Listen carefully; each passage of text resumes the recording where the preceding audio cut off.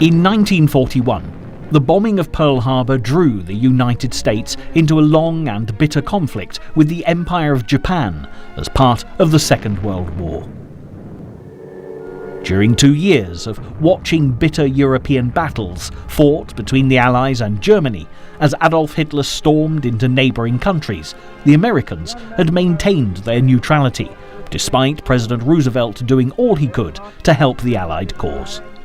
However, as the Japanese, Hitler's partners in the Axis powers, made a direct attack on the US naval fleet, the Americans were forced to take up arms and began to ship their troops far across the Pacific to face a distant and unpredictable enemy.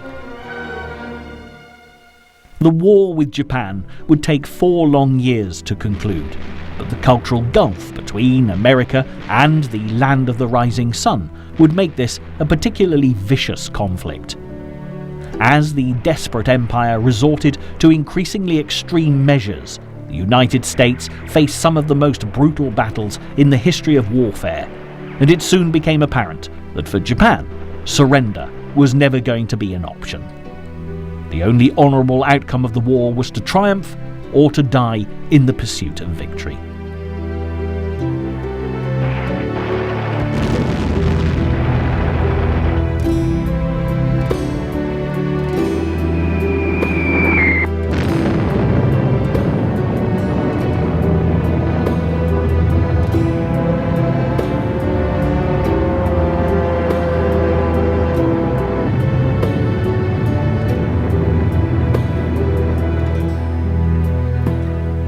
By the summer of 1942, just 6 months after the attack on Pearl Harbor, Japan had invaded every Allied colony in the Western Pacific.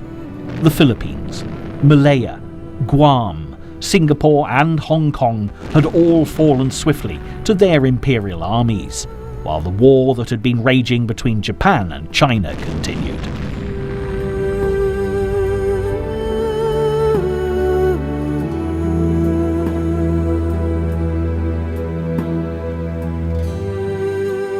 Led by their sense of duty and obedience to the emperor, the Japanese stormed through territories, islands and cities as swiftly as the Nazis had ravaged Europe.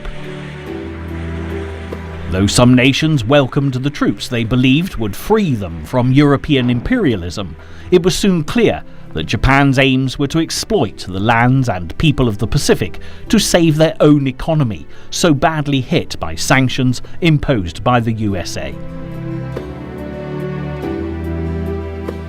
Nevertheless, the dominance of Japan finally proved fallible in June 1942, when the tide of fortune suddenly began to turn against them in the Battle of Midway. The Japanese Admiral Yamamoto had sent a giant fleet to the Coral Island to complete the destruction of US naval forces that had been started at Pearl Harbor. But Allied intelligence had warned that the attack was imminent on this occasion, and the Americans were ready and waiting. The disastrous conflict now put Japan on the defensive, and the USA could at last feel confident that the war they'd entered so reluctantly, far from home, was one that it was now possible to win. Yet there was still a prolonged and difficult war ahead, and American industry stepped up production to an unprecedented level. Planes, ships, tanks, artillery and ammunition poured out of the factories to be dispatched directly into the Pacific theatre of operations. Japan had undoubtedly awoken a sleeping giant, and as the oil fueling its delicately balanced economy began to run out, it was soon clear the Empire of the Rising Sun faced a war that would ultimately lead their country to the brink of destruction and unimaginable devastation.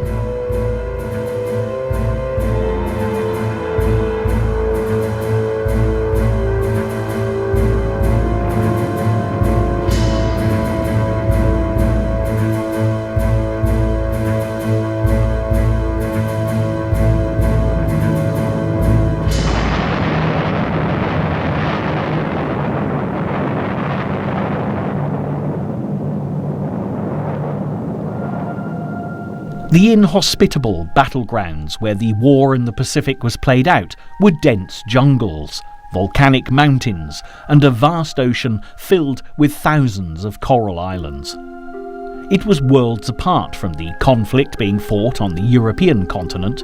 The terrain was difficult to negotiate, and the sweltering heat, humidity, and persistent tropical rain made conditions extraordinarily uncomfortable for the struggling troops.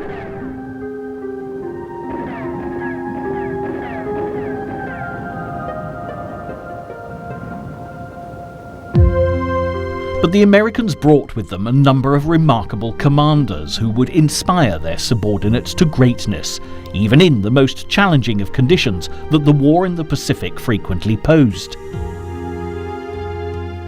Perhaps the most famous of all was General Douglas MacArthur, who'd been based in the Philippines with his family for many years when the Japanese invaded in 1941.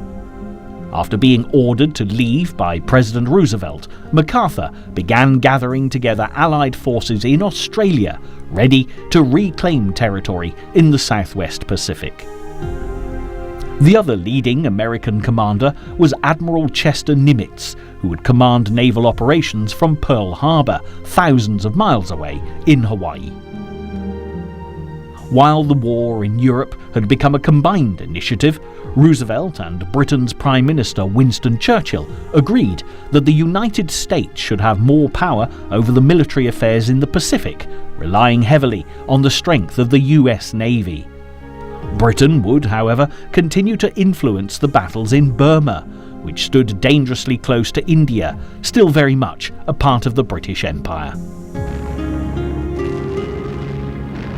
The Allies' aim was to secure land from which they could attack the heart of Japan, forcing an unconditional surrender. But before they could even contemplate closing in on Tokyo, they had other pressing problems to resolve.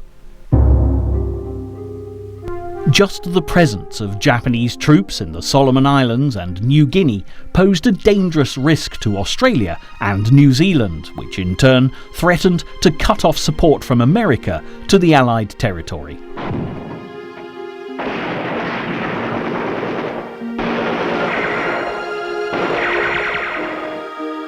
The Japanese began to build airfields on the largest of the Solomon Islands, Guadalcanal, and the Allies planned their first offensive against Japan in August 1942.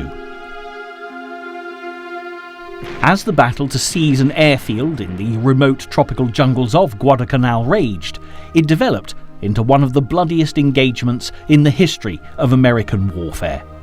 It was such a remote island, few people had heard of it, but its name would soon be indelibly carved into the memories of the men who fought there. US soldiers courageously battled through forests infested with malaria in soaring temperatures, and during the 6 months that the fighting for Guadalcanal went on, many of the lives lost were as a result of disease. The relentless struggle saw the emergence of another remarkable character in the shape of the fiercely aggressive Admiral William Halsey, known to his men as Bull Halsey. The colourful commander had been at sea when the Japanese bombed Pearl Harbor and was renowned for his determination to exact revenge on behalf of the USA. While American troops continued to push towards Guadalcanal's airfield, Halsey commanded naval battles which roared on the seas around the island. Ships and planes alike were destroyed, and Japan's losses steadily grew, while in Tokyo, the emperor prayed for peace. With defeat looming, he finally granted the imperial troops permission to withdraw, and by 1943, the Allies were able to claim victory. But as Halsey drove ever onward up the chain of Solomon Islands towards Bougainville, far from the sweltering jungles of the South Pacific, an often overlooked battle was being fought in the freezing snows of a group of Alaskan islands to the north.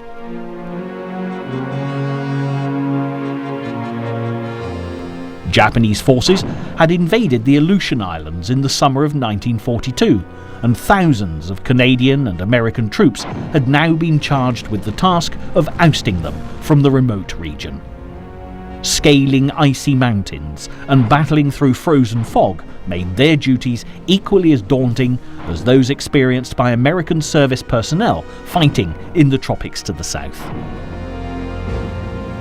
After months of ferocious fighting, the Allies eventually drove the intruders from the islands, but victory had come at a very high price. By the end of the campaign, thousands of lives had been lost, and both the Allies and the Japanese had to count the cost.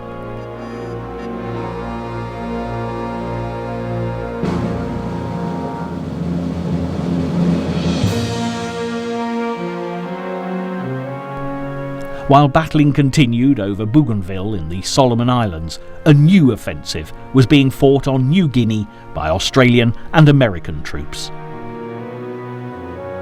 From his base in Australia, General MacArthur commanded the proceedings, seizing bases from Lee to Rabaul, while Admiral Nimitz coordinated battles on the Gilbert Islands in the Central Pacific.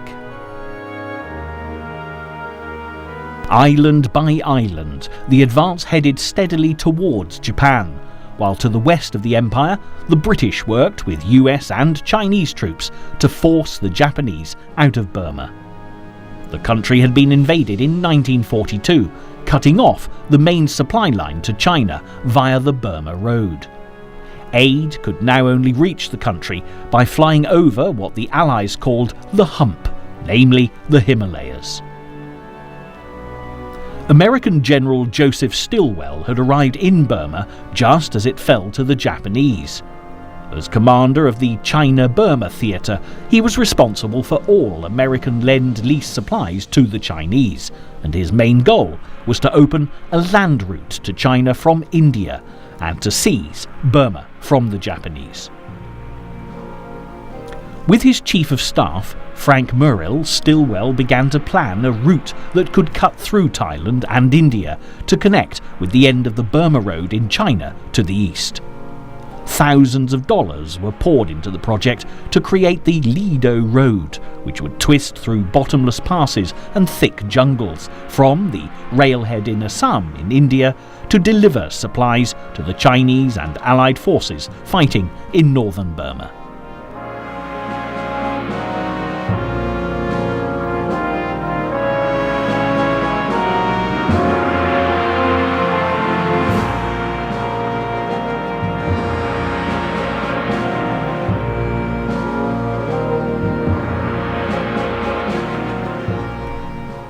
As the Chinese and Americans collaborated on this remarkable construction, at the Quebec Conference in 1943, the Allied leaders, Winston Churchill and President Roosevelt, introduced a new commander to represent British interests in the Pacific, Lord Louis Mountbatten. Who have been appointed to the Southeast Asia Command. They also decided that while the road was being built, the best method of advance in Burma would be by using special forces to penetrate deep into enemy territory. The British Indian Army Special Force, known as the Chindits, had been very successful, operating deep behind Japanese lines, and soon similar forces were organised by the Americans under Stilwell's operations officer, Frank Murrill. While engineers and mechanics took on the impossible task of rolling their road through the dense forests and swamps ahead of them, Murrill led his specially trained unit to pinpoint enemy strongholds and keep the Japanese at bay. Air support flew over the difficult terrain, dropping supplies to the 3,000-strong team, who soon became known as Murrill's Marauders. Further east, the Japanese had constructed their own route through the Burmese jungle in the form of the Burma Railway, which spanned the infamous River Kwai. As US submarines became a threat to supplies arriving by sea, they'd started to construct a route between Bangkok in Thailand and Rangoon, the capital of Burma. progress was speedier than on the American Lido Road, as the Japanese mobilized thousands of prisoners of war to work at breakneck speed. The Japanese were becoming notorious for their horrific treatment of prisoners, who were frequently tortured and routinely starved. Working on the Burma Railway was virtually a death sentence, and in the disease-infested jungles, those who didn't die of starvation fell victim to malaria, typhoid and cholera. By the time the railway was completed in the autumn of 1943, over 100,000 Allied prisoners of war had died during its construction. As Stilwell's Lido Road plunged deeper into the wild terrain of Burma, Murrell's marauders were making headway despite sustaining heavy losses. On May 17, 1944, the special unit seized the Myit Kina airstrip in Burma, despite strong resistance from the enemy. Stilwell arrived to congratulate his chief officer Murrell, but the battle was far from over. The next 2 months were spent grappling with the Japanese stronghold of Myit town. When the campaign eventually ended, the victory would once again be claimed by the Allies, and within months the Lido Road reached China, while Stilwell's now battle-hardened men pushed further south.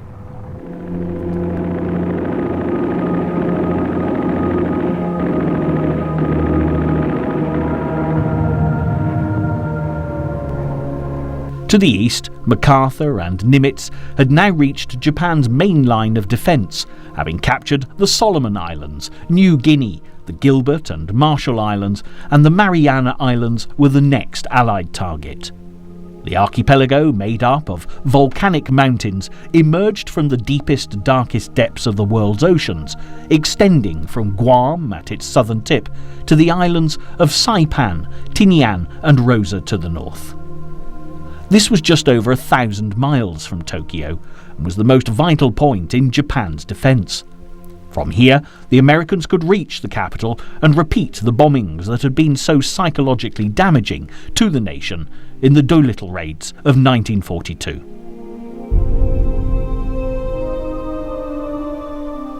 Before the ambitious attack on the Marianas took place, the US Navy had another important mission to launch on the other side of the globe. It was June 1944, and the invasion of France was about to take place.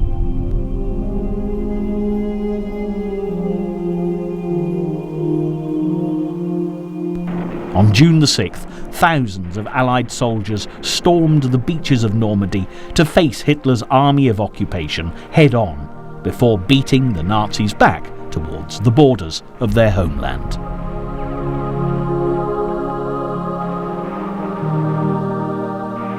As more Allied servicemen flooded into France, the American General Holland Smith in the Pacific ordered the bombardment of Saipan, one of the most strategic of the Marianas.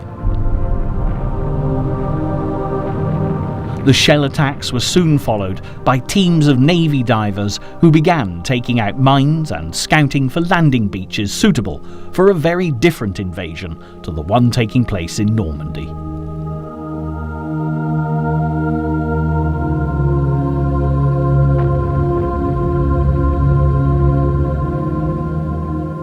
With preparations in place as US forces approached the shores of Saipan, in Tokyo, orders went out to the Japanese ships in the region, and every man was told that the fate of the Empire rests on this one battle, and it would indeed prove to be one of the most significant events in the War for the Pacific. Early in the morning of June the 15th, Marine divisions under General Smith began landing on the island in waves, while the sea exploded around them with Japanese shell attacks.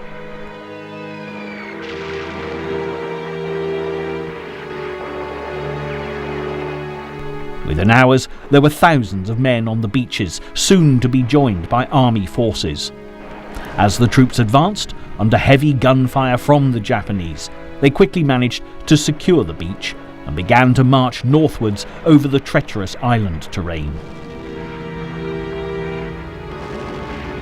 Meanwhile, American radar picked up the huge swarm of planes closing in as Japanese Zero bombers were launched from the carriers, and as a result, the attack would not be the victory Tokyo had prayed for. As American battleships and destroyers opened fire, hundreds of aircraft plunged into the sea, and with so many of the enemy shot down, the Americans called the battle the Mariana Turkey Shoot.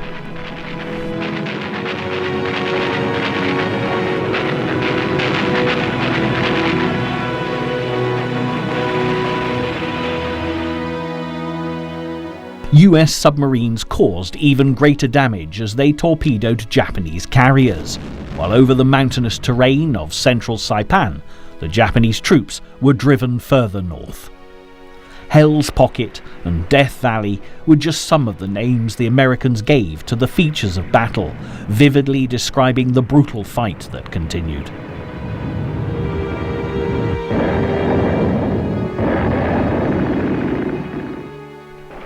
But by the beginning of July, the Japanese had nowhere to retreat, and in a final bid for victory, 3,000 of them flooded down the mountains to attack the US forces.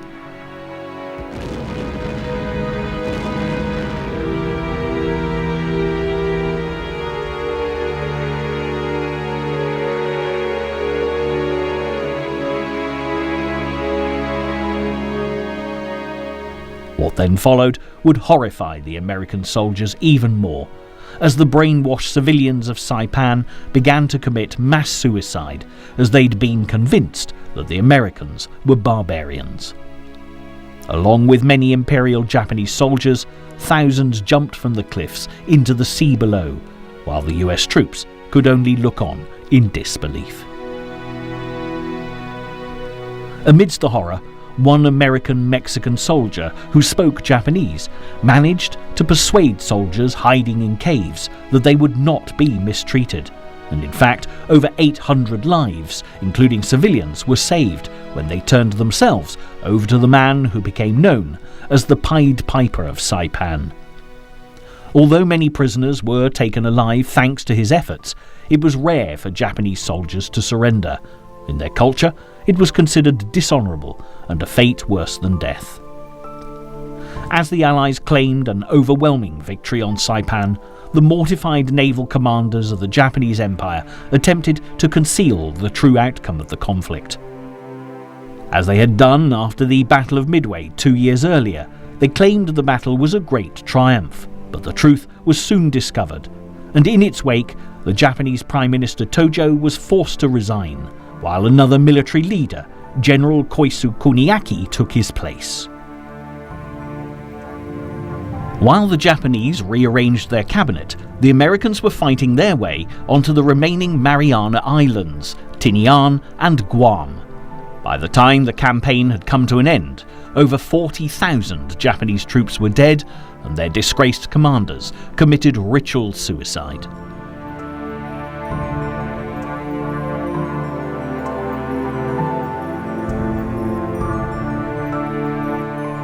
With the invasion of the Marianas complete, in August 1944, the Allies began to construct valuable airfields for the next stage of the war. But a difference of opinion was splitting the Army and the Navy.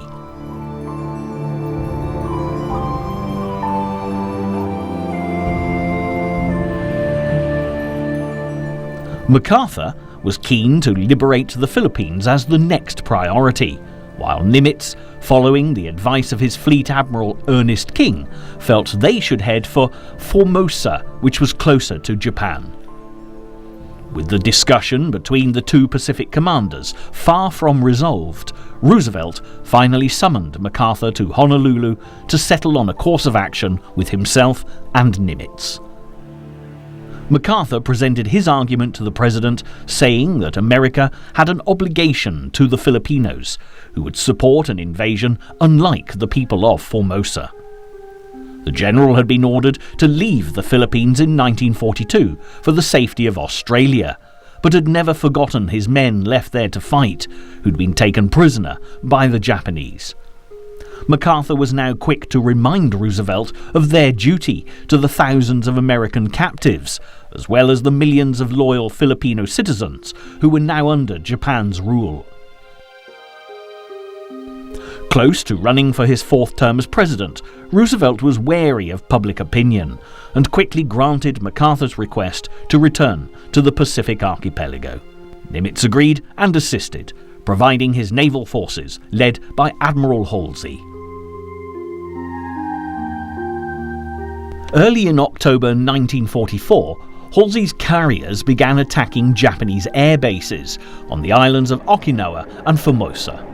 This would considerably weaken air defences before the invasion of the Philippines. The strike so close to the homeland shocked Japan, and with their air and naval power badly battered, Imperial commanders began to devise extreme measures for the battle to come. Unaware of the new tactics being prepared by the Japanese, on October 20th, 1944, General MacArthur strode through the sea to come ashore on the Philippine island of Leyte.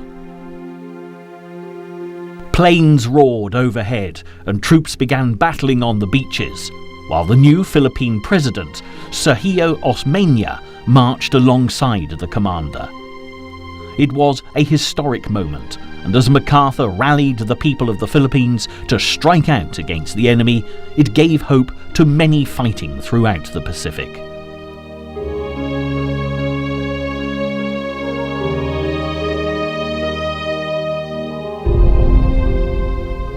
The coast of Leyte was the springboard from which MacArthur hoped to take Luzon in the central Philippines before beginning the final assault against Japan. Within days, a major sea battle was raging, but the Japanese had plotted to lure Halsey's battleships away from MacArthur's invading force.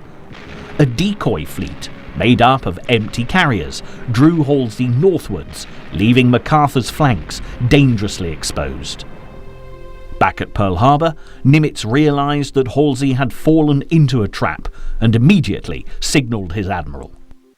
It was a near disaster, and one that MacArthur squarely blamed on Washington for splitting commands between Nimitz and himself.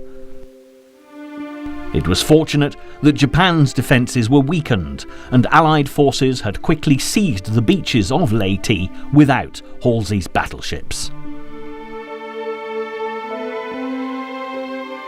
The failure of the decoy to ruin the attack now led the Japanese to resort to some of the most shocking tactics ever seen in warfare. It was decided that special kamikaze attacks should be instigated to disable American carriers. On behalf of their countrymen, young Japanese pilots began to plunge to their deaths.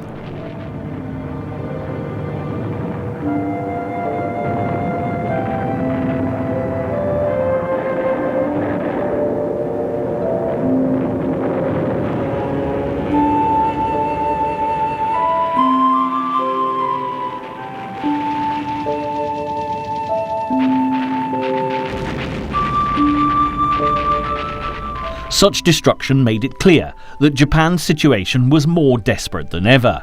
Whether in Tokyo or out in the countryside, the people could no longer adequately feed or clothe themselves. There was a shortage of farm workers as more and more men and women joined the Japanese war machine, while the Allied blockade continued to hamper vital food supplies arriving from Korea and China.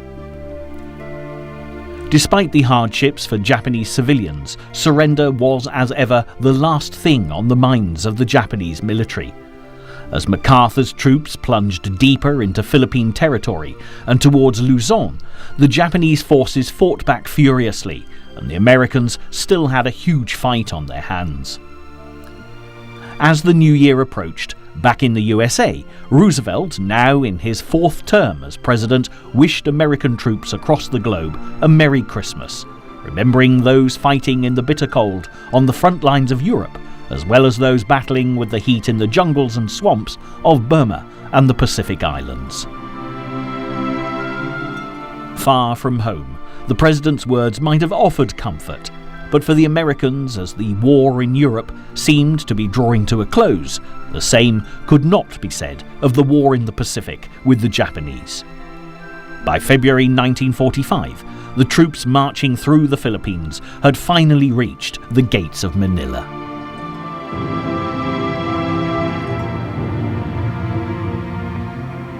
The capital of the Philippines had once been known as the Pearl of the Orient, but as the Allies fought back, the Japanese troops inflicted unimaginable devastation on the city.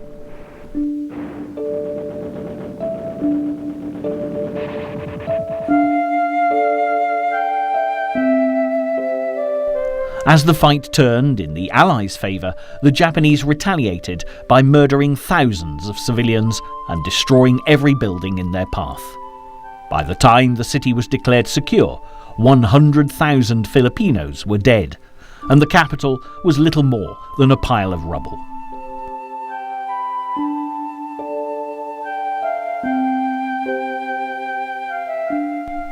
It must have been devastating for MacArthur to see the city he knew so well in ruins. But as the smoke cleared, there was some consolation for the commander. Prisoners of war began to pour from the camps, thin and gaunt, after nearly 4 years in captivity, and amongst them MacArthur found many of his former soldiers. He told them, "I'm a little late, but we finally came." And it was, no doubt, an extremely moving moment for all concerned. As the Americans battled on to secure the rest of the country, on the other side of the globe, major decisions were being made between the three great powers, America, Britain and the Soviet Union, at the Yalta Conference in the Crimea. By now it was clear that despite Lend-Lease support from America, the Chinese were becoming even more concerned with battling the Communists under Mao Zedong instead of defeating Japan. Consequently, the Americans and the British found themselves looking in an unlikely direction for reinforcements.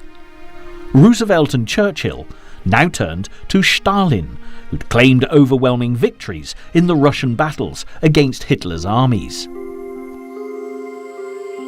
The American president tempted Stalin into the Pacific War, promising that the territory the Soviet Union had lost to Japan in 1905 would be returned to the Russians. With the struggle against Nazi Germany reaching an inevitable conclusion, Stalin made the secret pact that he would join the fight against Japan 3 months after he had concluded the war with Hitler. Now, as the war continued and airfields were built throughout the Pacific Islands, the Allies were soon ready to launch their next step in the quest for victory. Daylight raids had already begun on Japanese industrial targets, but as they proved unsuccessful, Washington had called for more extreme tactics, and General Curtis E. LeMay would introduce a horrifying new chapter in the war against Japan as he proposed a new strategy. However, before LeMay's plan could be launched, there was a major problem that needed to be resolved. The tiny island of Iwo Jima to the south of the Japanese mainland was a major headache for the American bombers. Japanese Zero planes were based there and were a deadly threat to the American air bases on Saipan, so Admiral Nimitz mobilized troops to attack the craggy isle. For the soldiers, by now battle-weary and shattered by the Pacific struggle, it was essential that they found the strength to continue. Many had been at war for a long time and were suffering from combat fatigue and were desperate to return home. But what they now faced on Iwo Jima would be one of the most terrible battles of the Pacific War. General Holland Smith, who led the attack, had seen intelligence reports and was well aware of the strategic difficulties. US Air Force planes had already started to bombard Iwo Jima to break down Japanese defences, but their soldiers were hidden in caves around the tiny island, and the bombing attacks barely even grazed their defences. The general requested 10 days of naval bombardment before his Marines charged the beaches, but his request was rejected. Instead, they would have to make do with 3.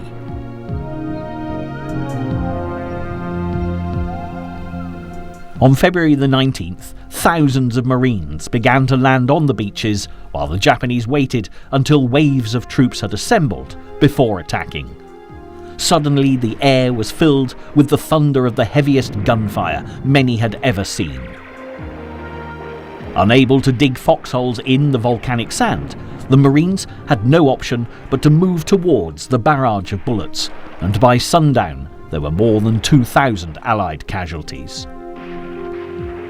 Slowly, the American forces moved towards the base of Mount Surubachi and fought in what one reporter described as a nightmare from hell. The island would have to be wrenched from the Japanese, trench by trench, in a terrible and bloody battle, and when the tanks rolled in on the second day of the invasion, the advance moved closer to the target, and by February the 23rd, the summit was within reach. That morning, a patrol of 40 men were ordered to the top of Mount Surubachi, where, if they succeeded, they would plant the American flag. As the iconic image that gave hope to the people of the USA attests, the daring mission was accomplished and has gone down in history as one of the defining moments of World War II.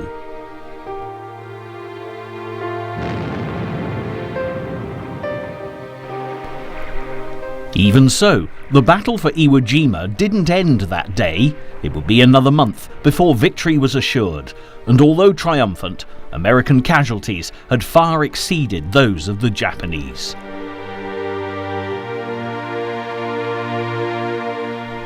With Iwo Jima secure, the Allies were now close to the homeland of Japan, and Liu Mei had the opportunity to test his newly devised strategy, firebombing the Empire's cities.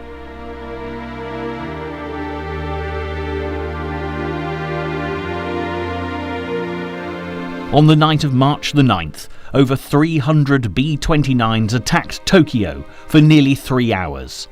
Fires burnt out of control, creating a firestorm that boiled the waters of the canals and cisterns. It was the most destructive non-nuclear attack in human history. 100,000 people perished and 1 million were made homeless, but this was only the beginning. The Great Tokyo Raid marked the start of a 5-month period during which Japan would suffer unbelievable devastation. Moving from one city to another, B-29s rose menacingly from the runways the Americans had built at Guam, Tinian and Saipan, leaving a trail of destruction in their wake. In Tokyo, beautiful architecture lay in ruins, and even part of the Imperial Palace was hit.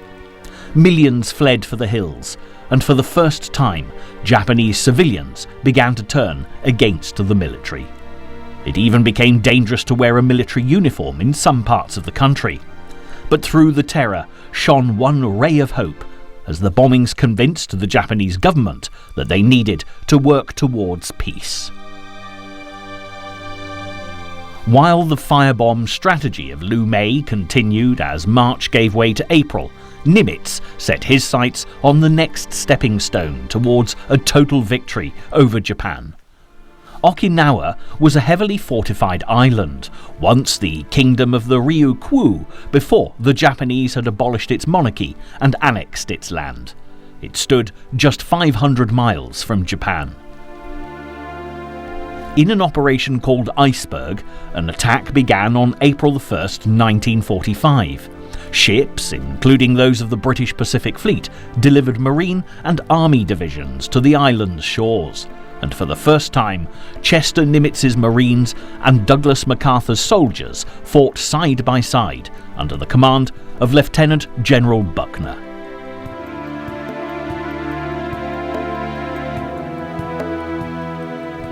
As the troops came ashore in their landing crafts, they were met with little opposition, but before long they discovered they were far from home and dry. As on Iwo Jima, Japanese soldiers were hidden in the caves and hilly terrain around the ancient stronghold of Shuri Castle.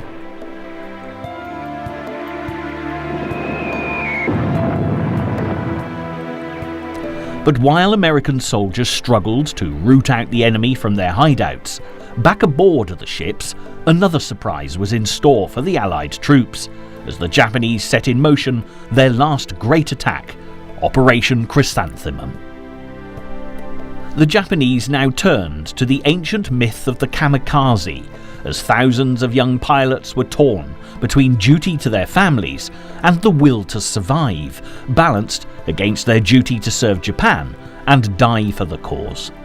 They now had to prepare themselves for missions from which they knew they would never return. On April the 6th, the Japanese commander Ugaki unleashed the first of the kamikaze bombers. The American fleet couldn't believe their eyes as they witnessed the surreal spectacle of wave after wave of aircraft plunging towards them and certain death. Smoke and flames enveloped the scene as planes and ships were caught up in the explosions.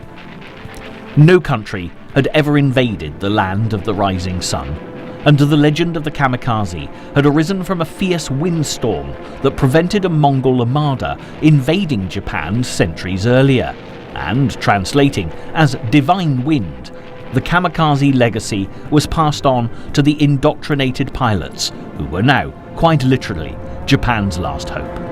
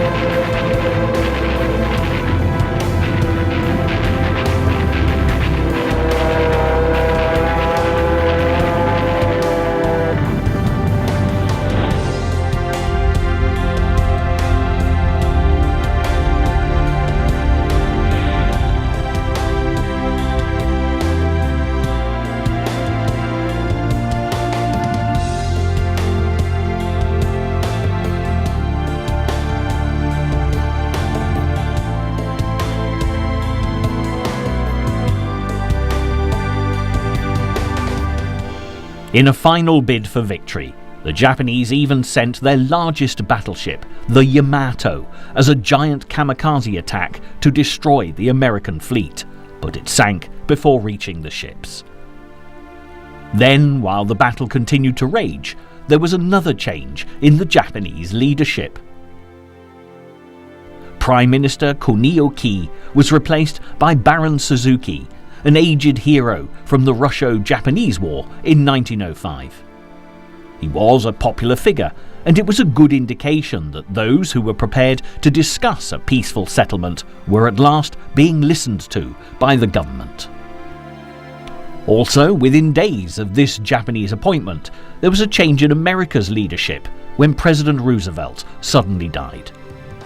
It was a great blow to the Allies, and from the streets of Washington to the beaches of Okinawa, civilians and soldiers alike mourned the loss of a president who'd promised the American dream and delivered a safer future for the world through freedom and democracy. Roosevelt's vice president, Harry S. Truman, now took charge of America, while as the Red Army rolled their tanks into Berlin, the war in Europe was drawing to a close. On May the 8th, 1945, victory was celebrated throughout Europe, but as flags were waved and cheers filled the air, there was little consolation for the men still fighting on Okinawa. For them, the war was far from over. On VE Day, 2 kamikaze pilots slipped past the radar screens and killed hundreds as they exploded onto the decks of an Allied vessel.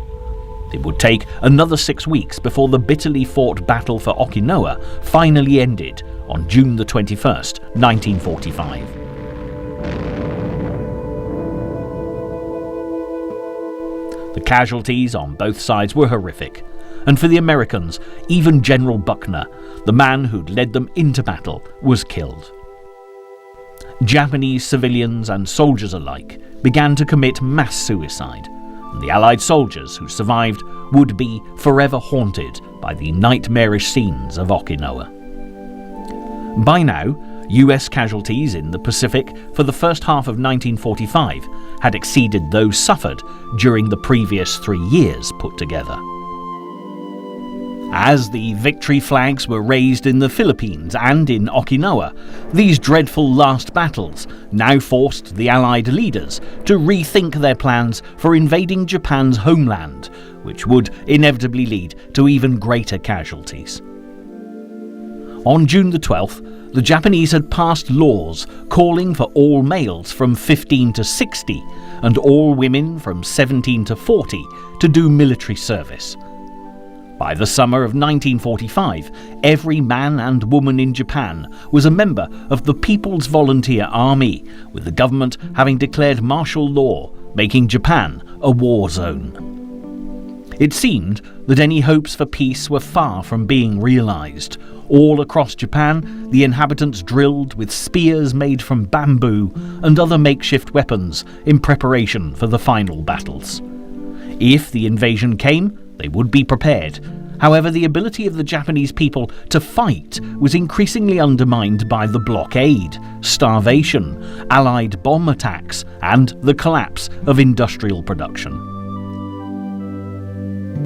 On the day the Philippines celebrated their liberation, on July the 5th, 1,000 bomber raids against Japan began, as planes took off from Okinawa.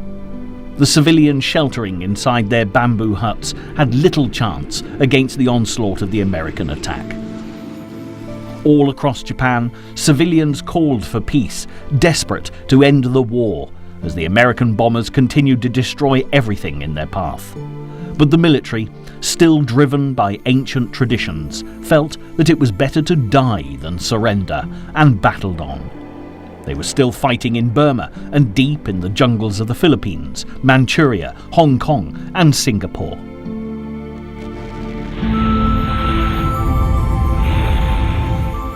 And while all this was going on, American commanders tried everything they could think of to negotiate a Japanese surrender, but were met with silence from Tokyo.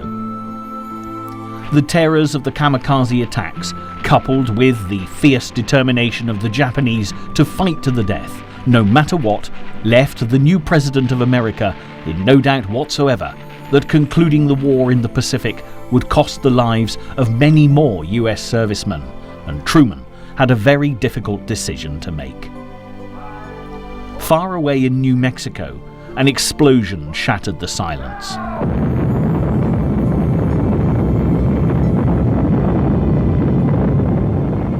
It was July the 16th, 1945, and based on Einstein's formula, Allied scientists had finally realised their goal: to create the deadliest and most powerful weapon on Earth, the atom bomb. That very same day, Stalin, Truman and Churchill met to discuss the future of Germany and Japan at the Potsdam Conference. The American president was well aware of the power that was now within his grasp, but unlike Roosevelt had been, Truman was very wary about Stalin joining the war in the Pacific. The Soviets had dominated the end of the war in Europe in the Battle of Berlin, and in the aftermath, the communist threat of a Cold War had already put the British and the Americans on their guard.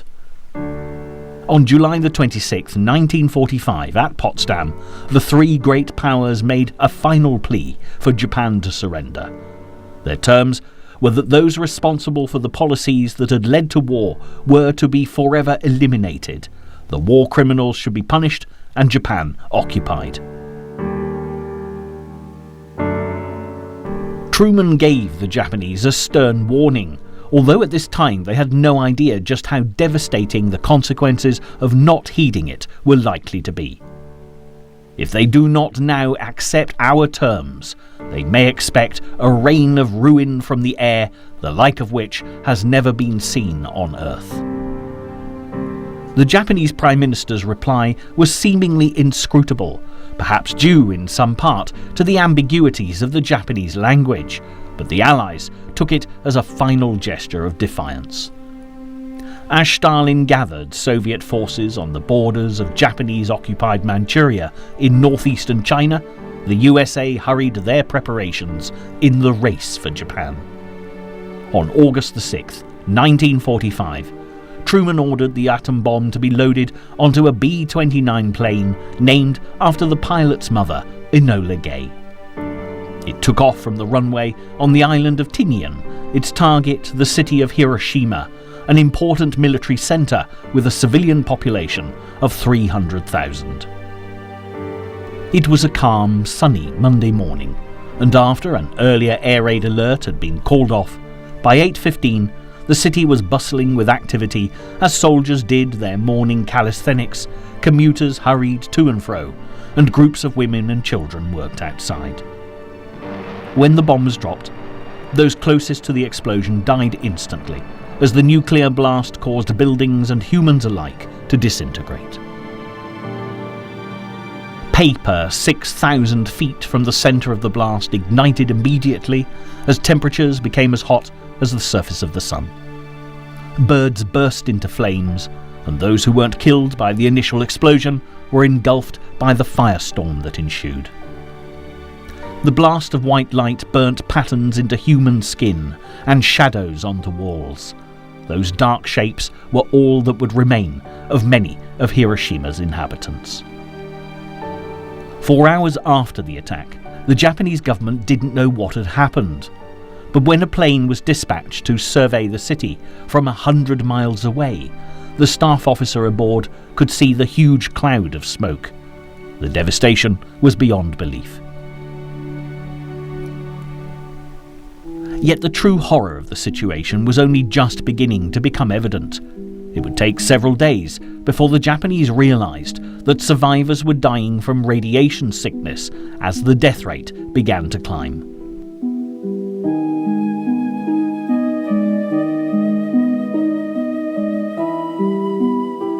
Once more, Tokyo attempted to hide the shocking news, while President Truman made the announcement that the atomic bomb had been dropped on Hiroshima and warned that if Japan still refused to surrender, there would be another nuclear attack. When Tokyo failed to respond to the call for an unconditional surrender, a second bomb was dropped on August the 9th, this time on Nagasaki. As Japan quaked once more, in a dugout beneath the Imperial Palace, the fate of the Japanese people was being decided. The Emperor of Japan, Hirohito, faced with further nuclear attacks, was forced to put aside the ancient traditions of his people, announcing that the endurable must be endured. For the Empire of the Rising Sun to have any future, there was no other option than surrender. So, reluctantly, on August the 14th, Japan accepted the Potsdam Declaration, and although Hirohito was still unable to acknowledge that Japan had lost the war, he did declare that the war had not ended favourably for Japan. Despite there being disastrous final attempts by the Japanese military to seize control and fight on, in a matter of weeks, the struggle was over. On September the 2nd, 1945, a Japanese delegation boarded the battleship Missouri in Tokyo Bay to formally surrender to the Allies.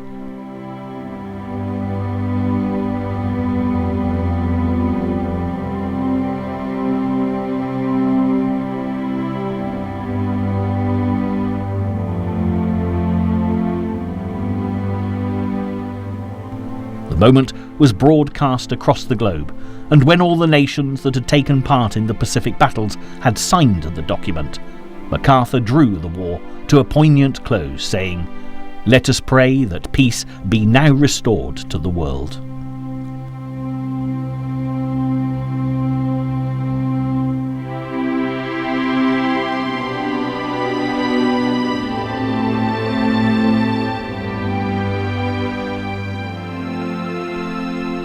Six days later, he drove his troops into Japan to occupy the nation that he had battled against for nearly 4 years. The Japanese would now learn to live alongside the Americans, and their nation would evolve to survive in this new world where foreigners infiltrated every walk of Japanese life. The British, French, and American flags were raised across the Pacific once more, and mankind could finally celebrate the end of the Second World War. 50 million people had died in the long and terrible conflict. And although the Allies had finally triumphed over the Axis, the advent of the atom bomb meant that never again could there be a world war without there being a real danger of totally destroying life on Earth.